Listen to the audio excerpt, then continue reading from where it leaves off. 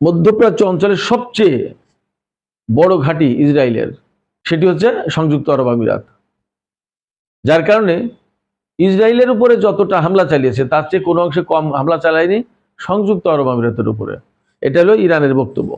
ওই যে সেই মার্কিন হেলিকপ্টার ক্যারিয়ার যেটা, তাকে লক্ষ্য করে ক্ষেপণাস্ত্র ছোড়ার পর ইরানের আইআরজিসি বক্তব্য দিয়েছে পরিষ্কার যে হরমুজ প্রণালীর উপর আমাদের একেবারে সতর্ক পাহারা রয়েছে, একটু এদিক ওদিক হলেই ব্যবস্থা।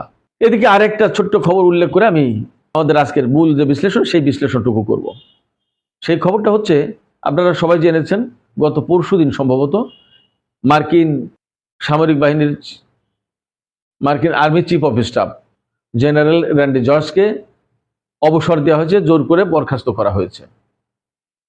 তিনি তার বিদায়ী মেইলে পেন্টাগনকে জানিয়েছেন, পেন্টাগন মানে তো আমেরিকার যুদ্ধ মন্ত্রণালয়, তাকে জানিয়েছে মেইলে যে আমি তো চলে যাচ্ছি, that's good, okay fine, but নেতাদের চরিত্র উন্নত করা উচিত। এই নেতাদের বলতে তিনি মার্কিন প্রেসিডেন্ট, আমেরিকার যুদ্ধমন্ত্রী পিট হেগসেথ এবং সামরিক বাহিনীর আরো শীর্ষ পর্যায়ের কর্মকর্তাদের কথা তিনি বুঝিয়েছেন। আপনারা চিন্তা করুন যে একজন চিফ অফ স্টাফ যখন চলে যাচ্ছেন তখন তার দেশের নেতাদের সম্পর্কে তিনি কি বয়ান দিচ্ছেন। তিনি বলছেন নেতাদের চরিত্র উন্নত করা উচিত। আমেরিকা আছে কোথায়? এর মধ্যে ইরানে যে পাইলট উদ্ধার এবং ইস্পাহান প্রদেশে যে অভিযান বলা হচ্ছে, ইউরেনিয়াম উদ্ধারের অভিযান, এই সমস্ত উদ্ধারের ঘটনায় যে দুর্বলতা প্রকাশ পেয়েছে মার্কিন বাহিনীর, তার কারণে মার্কিন সরকার এখন স্যাটেলাইট ইমেজ প্রকাশ করা বন্ধ করে দিয়েছে, সেন্সরশিপ আরোপ করেছে। যাই হোক দর্শক, এবার আমি সেই মূল বিশ্লেষণ ধর্মী যে আলোচনা, সেই আলোচনাটুকু এখন করি। ইরানের সামরিক শক্তি কত এবং কিসের বলে ইসরায়েল এবং আমেরিকার মতো দুটো শক্তির বিরুদ্ধে অ্যাট এ টাইম দাঁড়িয়েছে, লড়াই করছে? ব্যাপারটা কি? এই শক্তি পাচ্ছে কোথায়, বা এই শক্তি কোথায় ছিল, এবং এই শক্তি আসলে কিসের উপর ভিত্তি করে? এই শক্তির মূল জায়গাটা কি? কি নিয়ে এত শক্তিটা ইরানের হলো? এই হলো মূল প্রশ্ন। এটা নিয়ে অনেক কথা আছে, আমাকে অনেকে জিজ্ঞেস করে।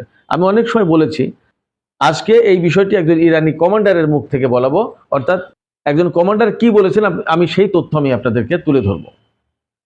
আইআরজিসির একজন সাবেক কমান্ডার, তিনি আর এখন আইআরজিসিতে সরাসরি চাকরিতে নেই, তিনি আইআরজিসিতে ছিলেন একসময়, তিনি একজন সাবেক কমান্ডার। তিনি কি বলেছেন খেয়াল করুন।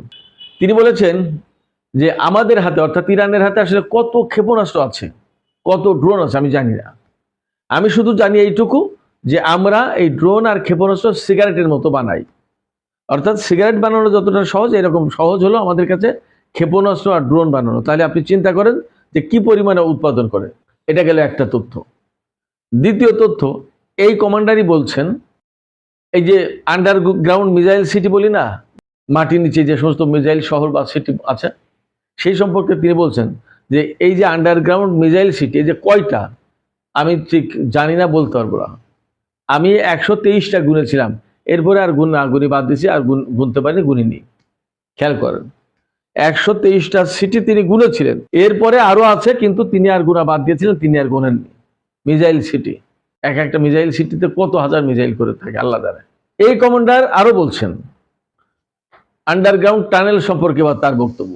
তিনি বলেছেন যে এই ব্যাপারে আসলে আমার কাছে কোনো তথ্য নেই। আমার সহকর্মীরা বলে তারা টানেল দিয়ে তেল আবিব পর্যন্ত পৌঁছে যান, অর্থাৎ ইরান থেকে টানেল দিয়ে তেল আবিব পর্যন্ত পৌঁছে যান।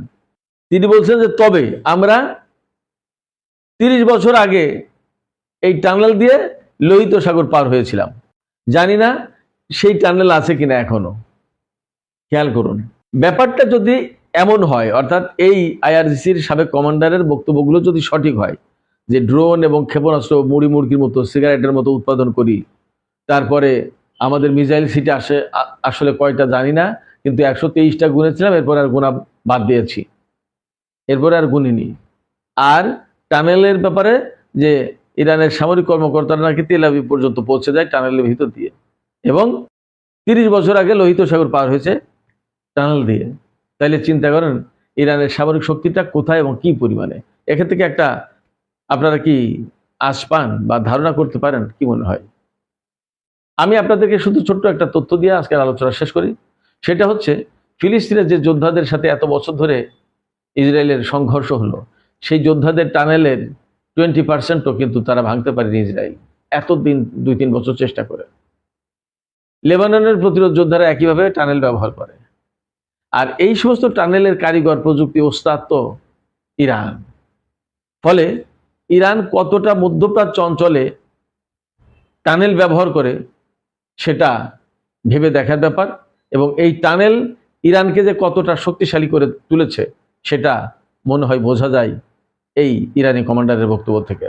সুপ্রিয় দর্শক, আলোচনা শেষ করব।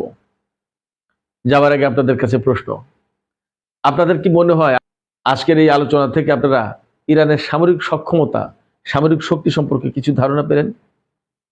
আপনাদের কি মনে হয় যে ইরানের এই টানেল নেটওয়ার্ক মধ্যপ্রাচ্যের বহু দেশে বিস্তৃত, নাকি মনে হয় যে ইরান শুধুই মাত্র একটা ফাঁকা বুলি দিল?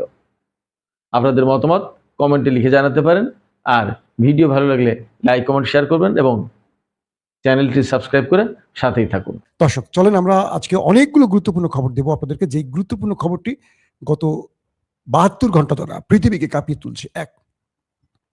কালকে আমি আপনাদের একটি খবর দিয়েছিলাম যে আমেরিকা তার পাইলট উদ্ধারে নয়, বরং ইরানের নিউক্লিয়ার চুরি করতে এসেছিল বলেছিলাম।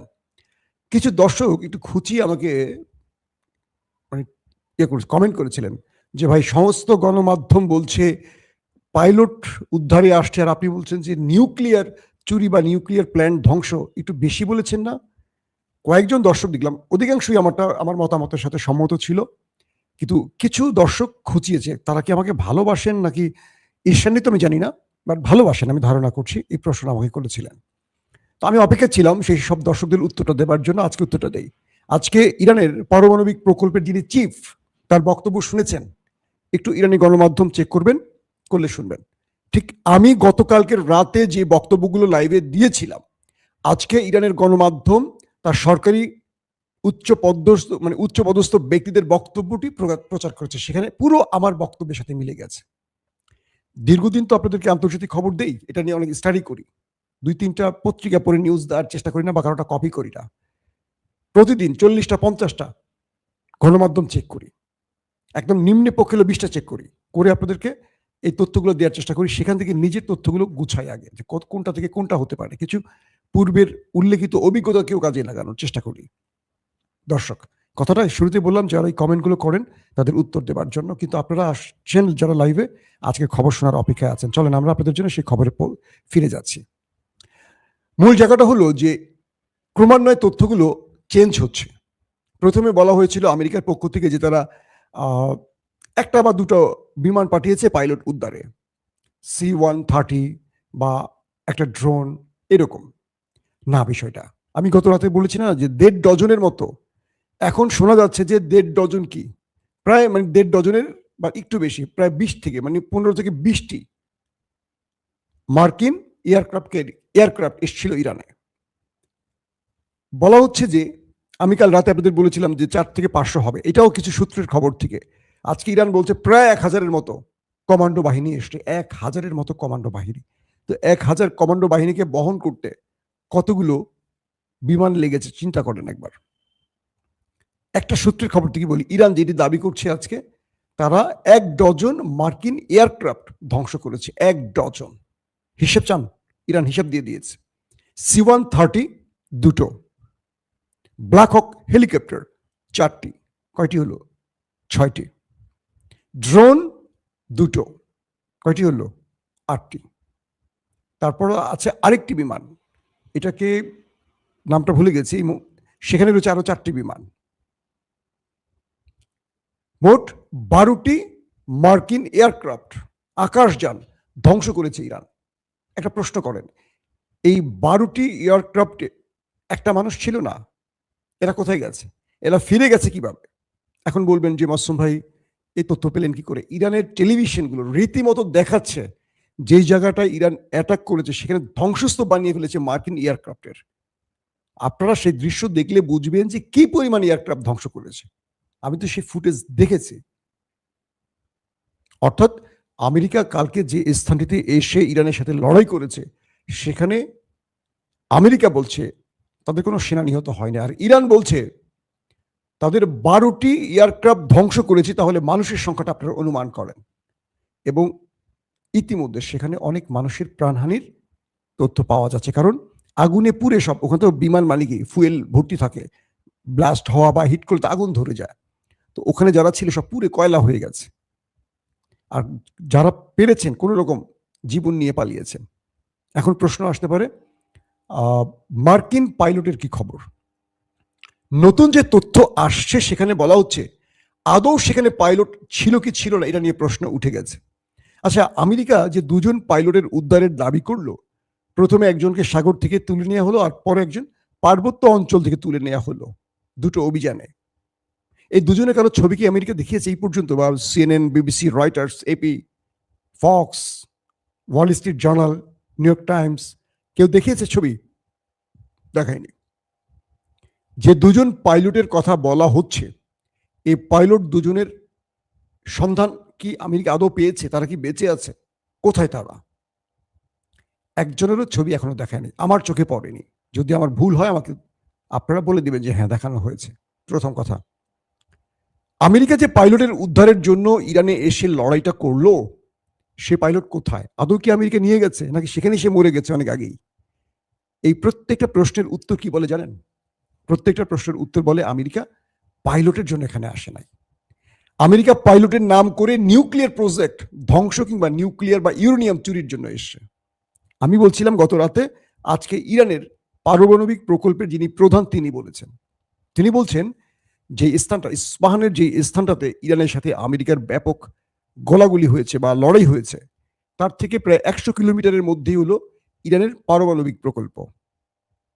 এবং একজন পাইলটের জন্য কমান্ডো বাহিনীরা আসলে সংখ্যা খুব কম আসবে, কারণ অল্প সময়ের মধ্যে সেই পাইলটকে যে জায়গাটা তারা পাবে, যে এই জায়গাটা লোকেশনটা জানবে যে এখানে তিনি আছেন, অল্প সংখ্যক খুব দ্রুততার সাথে তাকে নিয়ে চলে যাবে। তাকে 800, 1000 বা আরো বেশি সেনা বা কমান্ডো নিয়ে উদ্ধারে আসবে না। একজন ব্যক্তির জন্য এতগুলো ব্যক্তির জীবন হুমকিতে ফেলবে না, পৃথিবীর কেউ ফেলবে না। তার মানে এই অধিক সংখ্যক কমান্ডো বাহিনীকে ইস্পাহানের কাছাকাছি নামানোর অর্থ হলো তাদের টার্গেট ছিল ইরানের নিউক্লিয়ার সাইট, যেটা ইস্পাহান নিউক্লিয়ার প্রজেক্ট যেটাকে বলা হয়। আমি কাল রাতে যেটা বললাম, আজকে ইরানের সেই পারমাণবিক প্রকল্পের প্রধান তিনি এই বিষয়টি জানিয়েছেন পৃথিবীর গণমাধ্যমকে। তিনি বলছেন ইরান তার শত্রুকে মোকাবেলা করতে শুধু অস্ত্র নয়, বুদ্ধিকেও ব্যবহার করে। যখন মার্কিনীরা রাত 2টোর দিকে ইরান দেখলো একের পর এক মার্কিন এয়ারক্রাফট ইরানে ঢুকছে, তখন তারা কয়েকটি ফ্রন্টে সতর্ক ছিল। খেয়াল করবেন, একটি নয়। তারা বুঝতে পেরেছে যে আমেরিকা তার পাইলটের সন্ধানে আসবে। এখন দুটো বিষয়, যদি এই পাইলট ইরানের হাতে ধরা পড়ে যায়, তাহলে এই খবরটি ইরানের কাছে বা আমেরিকার কাছে থাকতেও পারে, নাও থাকতে পারে। আবার যদি এই পাইলট ইরানের কাছে ধরা পড়ে যায়, তাহলে আমেরিকা যে স্থানটিতে অভিযান চালাতে এসছে, ইরান সেখানে শুধু আক্রমণ করবে, পাল্টা তো করবে আমেরিকা। অর্থাৎ ইরান যে শক্তিমত্তা প্রদর্শন করেছে ওই অঞ্চলটিতে, ইরানের কাছে তথ্য ছিল এই বিশাল সংখ্যক এয়ারক্রাফট আসার পেছনে মূল কারণ ছিল আমেরিকার নিউক্লিয়ার বা ইউরেনিয়াম নীতি এসছে। মিস্টার ট্রাম্প তার সামরিক বাহিনীর যে নতুন চিফ সেনাপ্রধান, তাকে একটি কথা বলেছেন যে আমার একটি ফেস সেভিং দরকার, আর সেটি হলো ইরানের ইউরেনিয়াম।